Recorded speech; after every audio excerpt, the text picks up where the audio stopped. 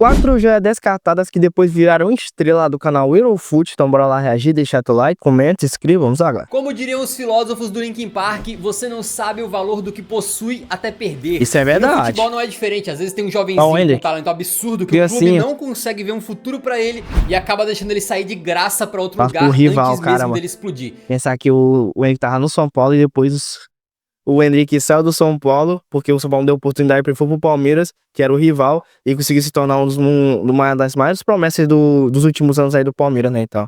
E é isso que a gente vai falar hoje. E a gente começa com um jogadoraço do Barcelona que no começo da carreira acabou saindo de graça do próprio Barcelona. O Dani Olmo é cria de La Masia e permaneceu no Barcelona de 2008 até 2014. Durante boa parte das categorias de base que fez lá, ele atuou com outras promessas conhecidas do time, como o Carles Aleñá, mas sendo geralmente ele mesmo o jogador com mais destaque, né? O Denis Silva, que foi treinador do Dani Olmo no Infantil B, chegou a dizer o seguinte sobre ele: ele era, se não o melhor, um dos melhores, junto do Aleñá. Marcava gols, ajudava a equipe, crescia nos momentos decisivos e nas finais. E lá no Barça, inicialmente o Olmo era um camisa 9, tá? Matador mesmo. E depois, gradativamente, foi migrando mais pra ponta e virando um jogador de drible. Só que em clube grande, muitas vezes você se destacar na base não significa que terá oportunidades no profissional. Verdade. E foi exatamente somente na Europa, né, então. Após cerca de 6 anos como uma das grandes promessas de La Masia, ele passou a ficar inquieto pela falta de oportunidades no time principal, viu que a competição ali era feroz do meio pra frente naquele Barcelona, que depois ganharia a tríplice coroa em 2015,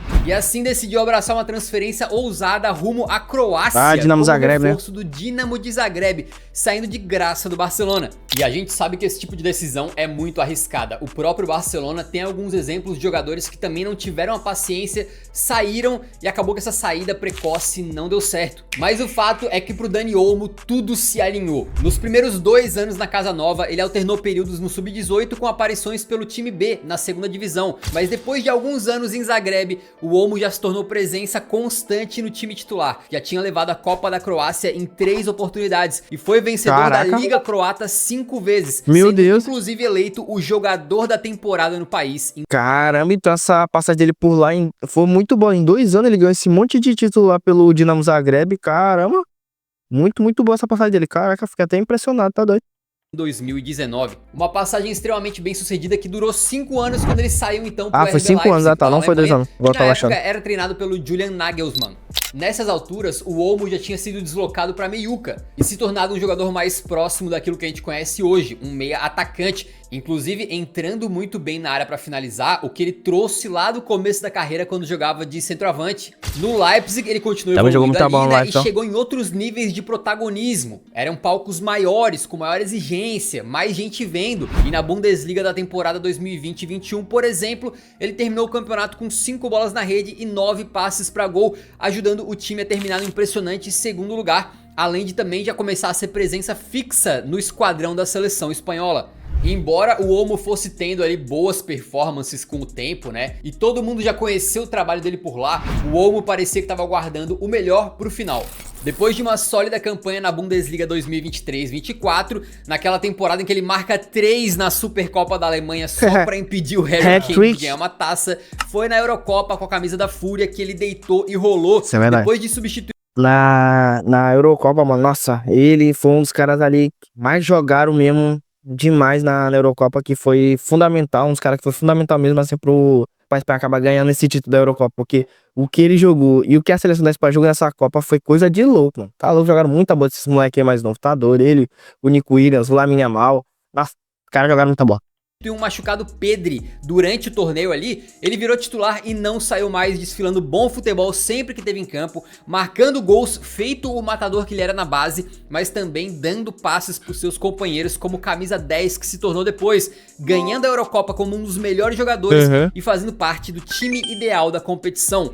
Nesse momento o RB Leipzig começou a ficar bem pequeno pro tamanho dele e já se falava há algum tempo numa possibilidade dele retornar pro Barça um dia. E o Barcelona precisando de alguém na posição, lembrando que o Olmo era cria da casa e também percebendo que ele tinha uma química incrível ali com o Lamine Yamal, foi lá e resolveu pagar 55 milhões de euros por um diamante que um dia tinha saído de La Masia de graça, mas que aos 26 anos voltava com pompa e ainda com muita lenha pra queimar. E muita moral, né? Voltou com muita moral lá pro Barcelona, então. Volta pra casa de um jogador que saiu como um menino, como uma promessa, mas voltou como um homem, um jogador pronto. E o começo do Olmo nesse retorno ao Barcelona foi bastante bom, ajudando no time do Hansi Flick, que começou voando a temporada 2024-25, e inclusive a gente poderia esperar que ele tivesse a temporada mais goleadora da sua carreira, tava se encaminhando pra isso, se não fossem aí as lesões que teve, e também as infinitas tretas com a sua inscrição no plantel do Barcelona. E a história do Olmo, então, vocês viram, ele foi embora. O Barcelona tava sem dinheiro pra inscrever eles nas competições aí, né, e tal. E tá uma briga doida, porque eles queriam escrever ele e o João Félix, né? Aí tiveram que escolher um ou outro. Ele foi lá escolher o Dani Olmo e venderam o João Félix. Aí com esse dinheiro, parece que venderam o João Félix, eles acabaram conseguindo escrever o Dani Olmo, acho que em todas as competições que o Barcelona disputaria nessas temporadas agora, né? E assim foi feito, né? O Barcelona fez isso porque senão provavelmente ele não teria conseguido escrever o Dani Olmo, e assim o Dani Olmo só ficaria ali de escanteio, porque eles pagaram o valor da contratação do Dani Olmo, mas não teria o dinheiro para escrever nas outras competições. Então o Dani Olmo ia ficar ali parado, porque não ia poder jogar mais. Fizeram essa escolha, como eu falei pra vocês, de vender o João Félix, e com esse dinheiro eles acabaram escrevendo em todas as competições o Dani Olmo. E também tá jogando muita bola esse moleque, joga muita bola o Dani Olmo, tá louco, muito bom jogador. Fora do Barcelona, e quando o Barça ligou para ele falando volta, ele voltou correndo porque ele ama o clube. O próximo da lista aqui é completamente diferente, tá? A gente vai falar do francês Michael Olise, que tem começado muito bem a sua trajetória lá no Bayern de Munique. O ponta nasceu em Londres e depois de uma brevíssima passagem pela base do Arsenal, em 2009 ele ingressou na academia do Chelsea quando ainda tinha cerca de 7 anos de idade. Nossa, o técnico que recomendou ele para os Blues, chamado de Sam Conlon, disse o seguinte: para a idade dele, o Michael era o melhor jogador que eu vi, sabia se mover com elegância e graciosidade. Depois que entrou para as categorias de base do Chelsea, desenvolveu bastante a sua inteligência de jogo também. Só que aparentemente nem esse talento precoce foi o suficiente para o Olise conseguir subir os degraus naturalmente até o time principal, né?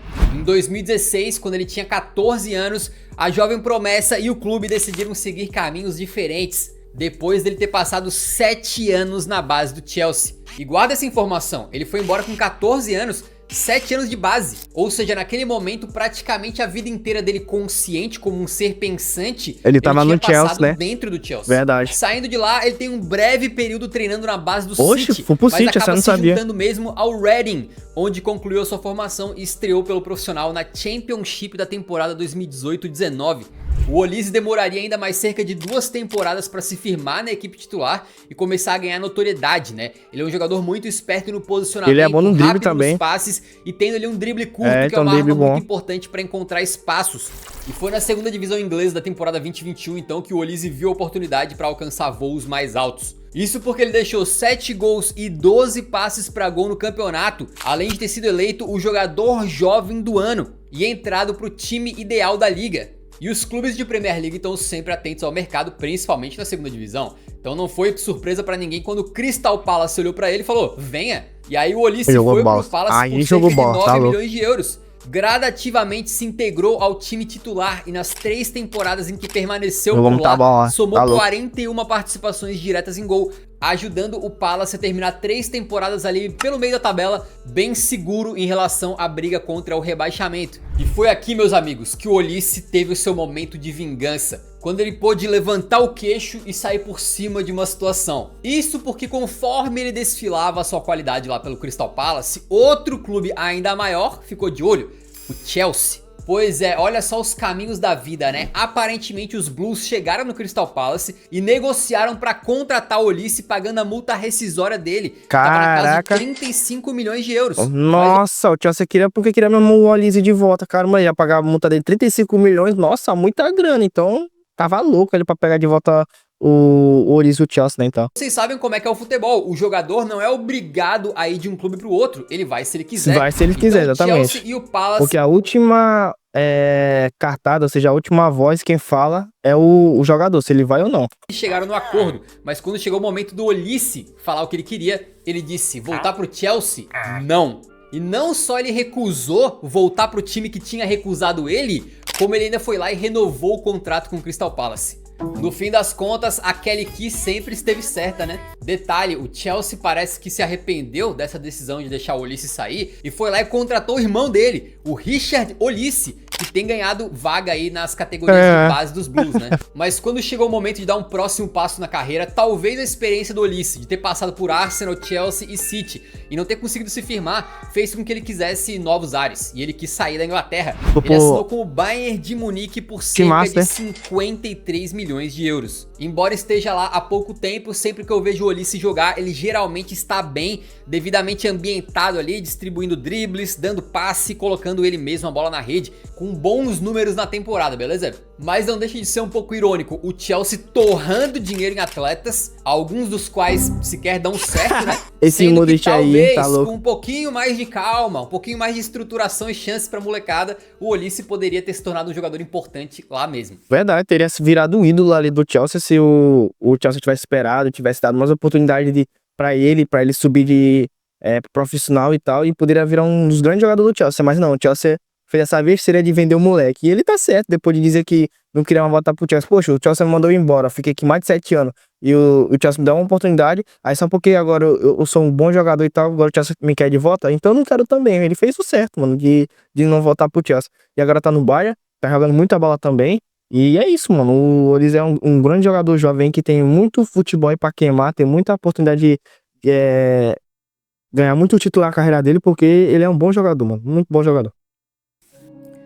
E se a gente falou do Bayern, chegou no momento de falar do Bayer Leverkusen. Pra falar de outro jogador que começou na Inglaterra e saiu completamente desvalorizado. Esse é o Frimpong, né? A história do Frimpong.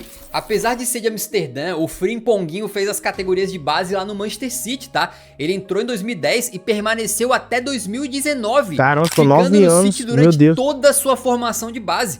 E quando estava em vias de renovar o seu contrato já no Sub-23, o Frimpong não tinha recebido ainda nenhuma chance de jogar no time profissional e acabou ficando incomodado com comparações que estavam sendo feitas dele com outros jogadores da base, dizendo que ele não tinha o mesmo desempenho, aquela coisa toda. E foi aí que ele percebeu, cara, não vai ser aqui que eu vou ganhar uma oportunidade tão cedo, né? É melhor eu meter o pé. E assim ele resolveu sair do City, só que ao contrário do Dani Olmo e do Olise, ele não saiu de graça do seu clube de formação não, tá? Ele foi vendido pro Celtic da Escócia, pelo valor de 380 mil euros. É, um valor até que baixo, assim, né, pra um jogador da Europa, até que é um valor bem, como é que fala, modesto, né, e tal, pra uma transferência dessa daí, né, então. Hoje em dia, isso aí não compra nem jogador do Sub-15 direito, beleza? E já me adiantando um pouco na história, atualmente o Frimpong faz esse valor em salário em um mês no Leverkusen. Mas vamos com calma, beleza? O Celtic contratou o Frimpong e ele foi direto pro time principal. E lá, logo de cara, ele começou a ir bem. Ele não precisou de nada de tempo pra se adaptar e fazer talvez o pessoal lá do City começar a olhar e falar: ih, rapaz, deixamos escapar alguém que tinha valor, né? Isso porque na sua estreia pelo Celtic, pela Copa da Escócia,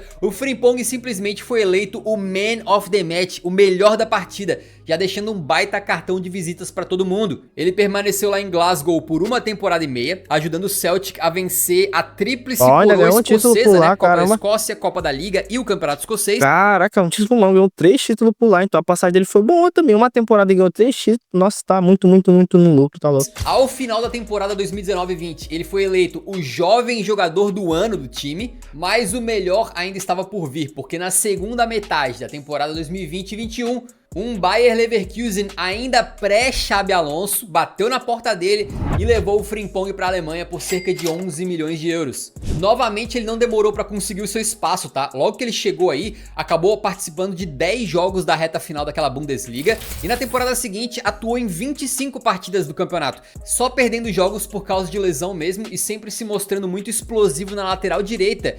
Só que até esse momento o Frimpong era um lateral e não era tão decisivo lá na frente. Mas quando o Xabi Alonso chega pro comando técnico do Leverkusen, as coisas mudam completamente e o melhor é extraído desse jogador. Primeiramente, o Xabi adianta ele. Em vez de lateral, agora ele joga como ala. E não como um ala qualquer, um ala com muita liberdade para ir pro ataque, a ponto de muitas vezes a gente vê ele em campo e ele tá num posicionamento de ponta mesmo. O Frimpong tem muita explosão, uma velocidade absurda, e o Xabi Alonso deu pra ele as ferramentas pra utilizar isso a seu favor, deixando que o guri ataque mais e com menos responsabilidades defensivas. Inicialmente ele fez uma parceria muito interessante com o Diaby, né? Com ambos marcando ou assistindo um ao outro ali em algumas oportunidades e sendo eleitos juntos pro time da temporada na Alemanha em 2022-23. Só que foi na temporada seguinte, em 2023-24, que a gente viu o Leverkusen fazer Aí foi loucura, mesmo com mano. a saída de caras como o próprio Diaby, o time melhorou seu desempenho,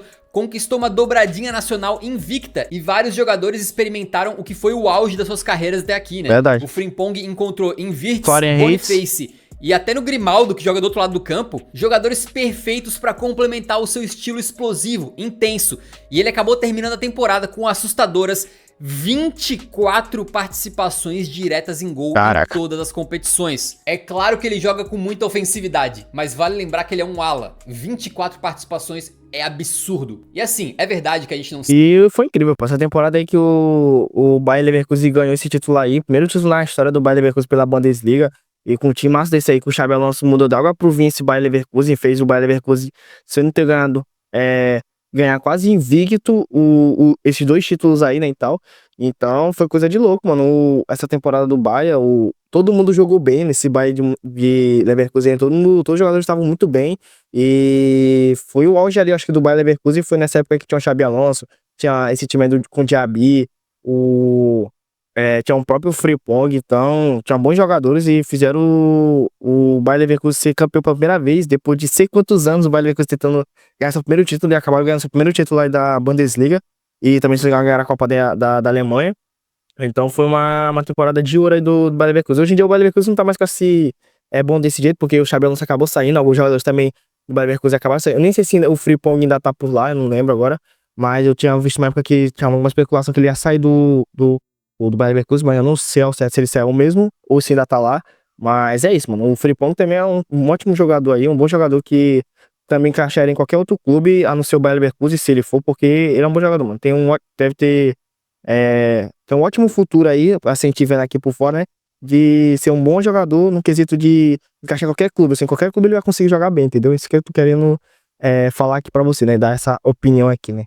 Sabe como é que seria a trajetória se ele tivesse permanecido no City, né? É um clube que gasta muito dinheiro e que nem sempre coloca tantos jogadores da base assim pra jogar, não bota mesmo, embora tem alguns caras que se destacam, né? Mas, pô... Eles mandaram embora o Cole Palmer, pô. Cole Palmer, que até é louco. O City é muito louco mandar o Cole Palmer embora, tá louco. O City vendeu ele por 13. E também tem esse, falando aqui por fora, né, e tal. E eu não sei se vai aparecer mais aqui o Cole Palmer, mas já tô adiantando aqui que o Cole Palmer foi um que o City desperdiçou esse grande talento e deixando ele embora, né, então, pro Chelsea. 180 mil euros, dinheiro de pinga, né? Não paga um mês de salário do Haaland. Não paga mesmo, não. E hoje o Transfermarkt avalia o Frimpong em 50 milhões de euros. Se não fosse usar o guri, não dava pra de repente botar ele pra jogar pelo menos num jogo de Copa da Liga, alguma coisa assim, dar a chance dele estrear profissionalmente pelo City, né? Botar ele no holofote um pouquinho ali. Talvez até fazendo algo similar ao que foi feito com o Palmer, né? O Palmer também não ia ser tão utilizado, mas o Guardiola botou ele pra fazer algumas partidas. Ele foi importante em 2 Supercopas e depois rendeu uma bela grana indo pro Chelsea. E essa experiência do Frimpong de ser rejeitado no City, entre aspas, marcou ele muito profundamente e ele pegou essa cicatriz e transformou em algo muito positivo pro mundo, cara. Olha que legal que ele fez. O Frimpong criou um projeto chamado Pathway Project, uma fundação que visa ajudar jogadores jovens que acabaram não vingando no futebol a encontrarem uma nova profissão. Para um jovem que fez anos de base e não consegue se profissionalizar, é um golpe duríssimo quando ele recebe a notícia e percebe que vai ter que seguir algum outro rumo de carreira, né? Mas isso é complicado mesmo, porque pô, o cara se doou ali anos e anos ali pra tentar virar jogador de futebol, tentar realizar esse sonho e ver que ali no final não vai dar certo, mano. É um golpe duríssimo ali pro jovem, né, que sempre sonhou com aquilo, de que ele não vai virar aquilo. As pessoas ficam até sem chão, né, sem saber o que vai fazer depois daquilo ali, né, porque tipo, às vezes a pessoa fica sem perdido. Rapaz, eu tentei isso aqui anos e anos da minha vida, agora não deu certo, o que eu vou fazer? Então, isso aí que o Frimpong faz, né, então esse projeto dele aí é um projeto maneiro, mano, pra ajudar as pessoas a encontrar outros caminhos de profissão, a não ser só o futebol profissional, né? Então, maneiro demais. E a ideia do Frimpong é abraçar essa molecada, dar apoio a eles e ajudá-los a encontrar uma nova carreira. Muito, muito legal mesmo. Muito maneiro mesmo. E eu mencionei rapidamente o Grimaldo e a gente vai falar dele agora. E o fato é que a base do Grimaldo. Barcelona é uma das melhores do mundo. Verdade. Então sempre que a gente faz um vídeo como esse assim, de joias que os clubes perderam, tem alguém que passou por La Masia. E não é diferente com o Alex Grimaldo, beleza? Enquanto o Frimpong voava na ala direita do Leverkusen, o Grimaldo voava na ala esquerda do mesmo time, com uma batida na bola de dar inveja e uma capacidade de encontrar espaços e colocar a pelota onde ele bem entendesse. Mas antes de se juntar ao projeto de Xabi Alonso, ele também passou um período de poucas oportunidades no próprio Barcelona. Muito embora ele tenha dado seus primeiros passos futebolísticos no Valência, o Grimaldo se transferiu para La Masia, a academia do Barça, quando tinha cerca de 13 anos de idade. E lá ele ficou bastante tempo. Ele foi pra lá um pouco, como é que fala? Um pouco mais velho, né? Ele já era ali 3 anos, se não me engano, já é o adolescente, né, e tal. Não é diferente dos outros aí, que os outros aí já estavam, desde quando era criança, quando tinha 7, 8 anos e tal, né? Aí ele já foi pra lá quando já era um pouco mais velho, né, então. Entre 2008 e 2016, não demorando ali a ser promovido para o time B do Barcelona, mas sem contudo ganhar oportunidades no time principal. E curiosamente o Grimaldo sempre teve um certo destaque na sua trajetória aí na base, né? Ele se tornou um dos jogadores mais jovens a entrar em campo na segundona espanhola pelo Barça B e dividiu o vestiário com figuras como Adama Traoré e a joia perdida Halilovic, de quem a gente já fez um vídeo muito especial aqui no canal que vale a pena assistir. Depois de atuar na terceira divisão espanhola e passar algumas temporadas na segunda, vendo que não ia conseguir jogar no time A, ele resolve buscar novos ares e foi o Benfica que abriu as portas, com o Grimaldo chegando pela quantia módica de 2 milhõezinhos de euros. Nossa, muito barato. E sendo integrado direto ao time principal. É muita grana pra gente, mas pra uma transferência de futebol, nossa, isso é dinheiro de pinga, tá É doido. bem verdade que nessa época aí, o Jordi Alba era Isso o aí é titularíssimo, né? Mas a gente via que o Grimaldo, de repente, poderia ser uma opção no banco, pelo menos, porque se não fosse o Jordi Alba, quem entrava geralmente por ali era o veterano Adriano, brasileiro, ou o Mathieu, que era aquele zagueiro bem limitado que também fechava pela ala esquerda se fosse necessário. Então fica a dúvida se não valeria a pena ter dado mais uma chance pro Grimaldo se provar, né? Mas o fato é que ele foi pro Benfica e pelos encarnados rapidamente assumiu a titularidade e se tornou peça importante da equipe, que chegou a vencer 4 vezes a Liga Portuguesa e que bateu quartas de final de Champions por 2 épocas consecutivas. Na segunda delas, inclusive, o Grimaldo terminou a Champions com 2 gols e 4 passes pra gol. Números absurdos numa passagem pelas águias aí que durou 7 anos. Inclusive, durante esse tempo, ele entrou para algumas seleções do Campeonato Português e coisas do tipo, tá? Até que em julho de 2023, ele tomou a decisão de que ele precisava respirar novos ares, buscar um novo desafio. E assim ficou livre no mercado quando o contrato dele com o Benfica acabou. Recebeu uma ligação do Xabi Alonso e achou que o projeto do Leverkusen era muito legal. E ele foi pra lá. E o resto a gente já sabe, também jogando como ala pela esquerda, muitas vezes quase como meia esquerda, né? O Grimaldo fez uma temporada 23-24 brutal. O cara simplesmente meteu 12 gols e 17 aí já melhorou, agora sim, pô. Números que se fosse de um meia talvez mais famoso, a gente estivesse babando. Mas o fato é que ele subiu muito de produção nas mãos do Xabi Alonso e acabou se consolidando ali como um dos caras que mais bem bate na bola em toda a Europa. Desde que o Grimaldo saiu da Catalunha, o Barça já cogitou algumas vezes trazer ele de volta. O que é plenamente compreensível, né? Já que desde a saída do Jordi Alba pro Inter Miami, o clube espanhol ainda não encontrou alguém com a mesma regularidade. Embora a gente tenha visto o surgimento do Balde, ele também passou ali por alguns problemas físicos, né? É porque então, o Balde, o complicado dele é que ele tá tendo muitas lesões atualmente, né? Ele é um bom jogador, também eu acho até que ele é melhor que o Grimaldo, mas o negócio de ter muita lesão tá atrapalhando muito o futebol dele atualmente lá no Barcelona. O torcedor do Barcelona não aceitaria o Grimaldo de braços abertos. aceitaria facilmente. Joga bem também. Outra coisa muito fácil é deixar o like pra ajudar nosso trabalho e clicar num desses vídeos que estão aparecendo por aqui, que tem temas semelhantes a esse aqui. Acho que você vai curtir, beleza? Beleza, é isso aí, galera. Então espero que vocês tenham gostado. Deixa teu likezão, comenta aqui dessas 4 joias aqui, qual é a mais impressionante aí que você falou, caraca, mano, como que eles podem ter descartado esse cara? Ao meu ver, acho que pra mim foi o... deixa eu pensar... Eu acho que pra mim foi o primeirinho aqui, que no caso foi o Daniel, porque pra mim acho que o Daniel, em consideração de todos esses outros jogadores que a gente tiver aqui, pra mim o Daniel é melhor que todos eles aqui que a gente viu. Essas outras, dessas 4 joias, o Daniel pra mim é o melhor de todos. Que, então pra mim é inacreditável como que o Barcelona mandou esse cara embora, tá louco? Mas pelo menos o Barcelona depois se redimiu, né? Ele conseguiu contratar ele de volta e tá jogando também muita bola atualmente lá pelo Barcelona, o Daniel, né? Mas do mais é isso, obrigado galera novamente por ter assistido. deixa teu likezão, hype o vídeo aí pro vídeo ser divulgado pra mais pessoas. Comenta aqui os próximos vídeos, eu quero saber se inscreve pelo canal. Se inscreva no canal, me siga também no Instagram que vai estar aqui embaixo e do mais é isso. Obrigado novamente por ter assistido, valeu, até a próxima, fui!